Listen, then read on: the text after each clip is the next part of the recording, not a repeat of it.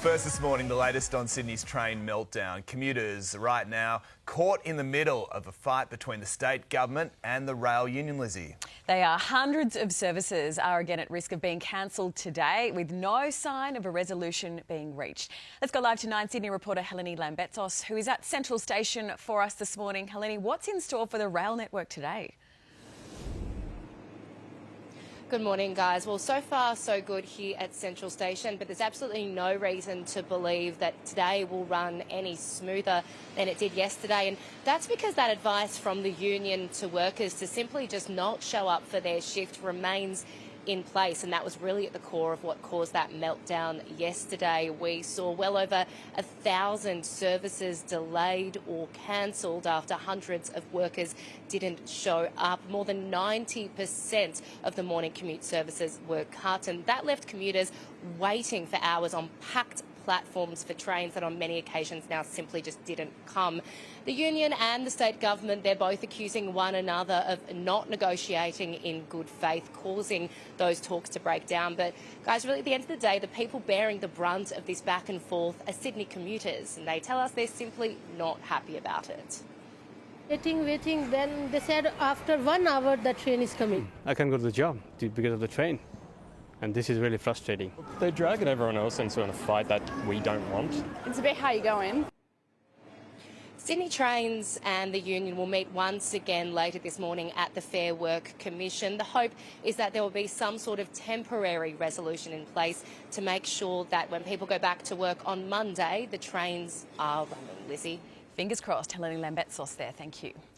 Now the latest on ex-tropical cyclone Zelia, which has made landfall in WA's north, now weakening as it crosses the state.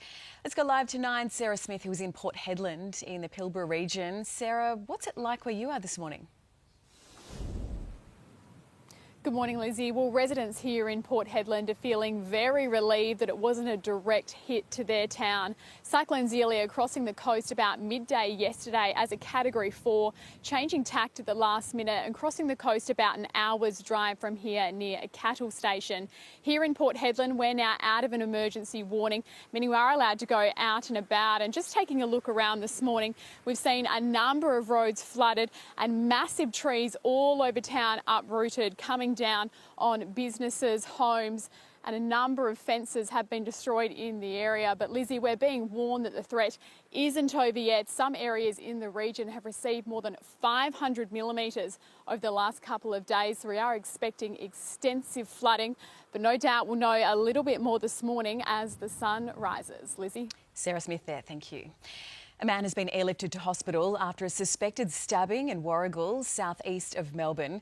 Emergency crews were called to the scene about 11:30, finding the man with serious injuries. An investigation into exactly what happened is now underway. Strikeforce detectives have raided the Western Sydney home of a nurse at the centre of the sickening anti-Semitic video filmed inside Bankstown Hospital. Our cameras were there as the operation unfolded.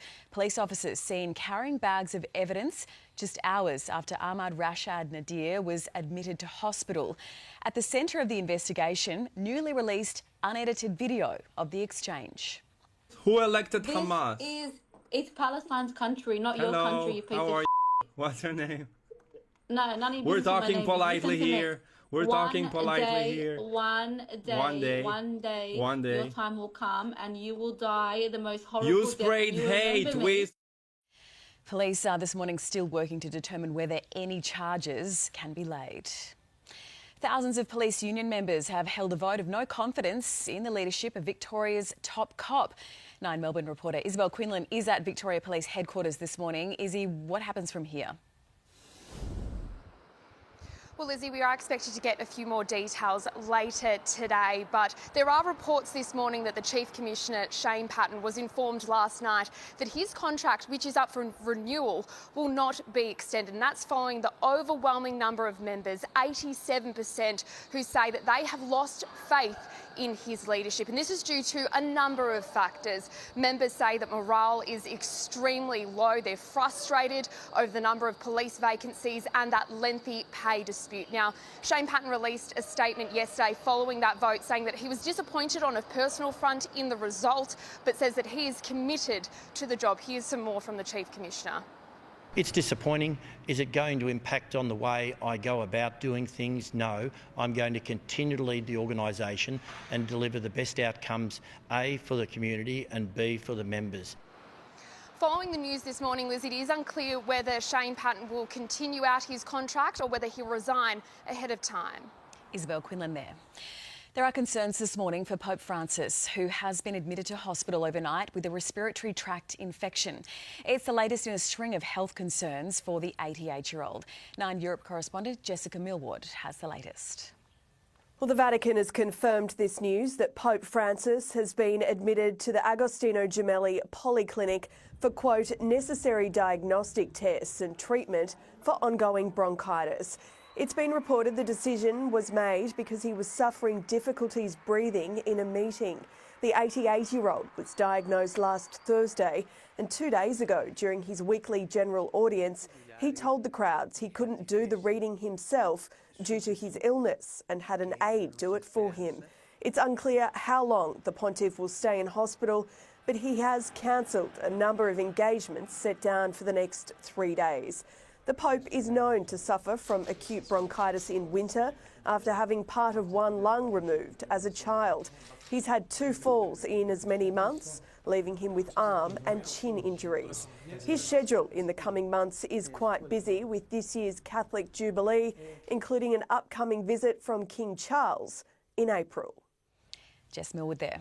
2 drivers have walked away uninjured after this crash in Sydney's southwest overnight. The cars collided just after 10 p.m. in Canterbury. Rain may have contributed to the crash. Fresh developments this morning in the investigation of a caravan found in Sydney's northwest filled with explosives, along with a list of Jewish sites.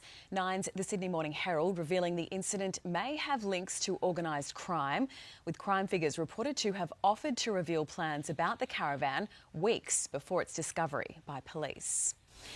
9 News Queensland presenter Dominic Loudon is the latest in a growing list of crime victims on the Gold Coast. CCTV shows 2 thieves outside her home with a baseball bat and tomahawk while the soon-to-be mum slept. She says the pair are lucky they didn't wake her husband, former State of Origin star Martin Lang. Martin was seething. Martin was very concerned if they did manage to break in, how he would have reacted. Please just be so security conscious at the moment. Make sure everything's locked. Do a double check before you go to sleep at night. The offenders are believed to be behind a string of separate attacks.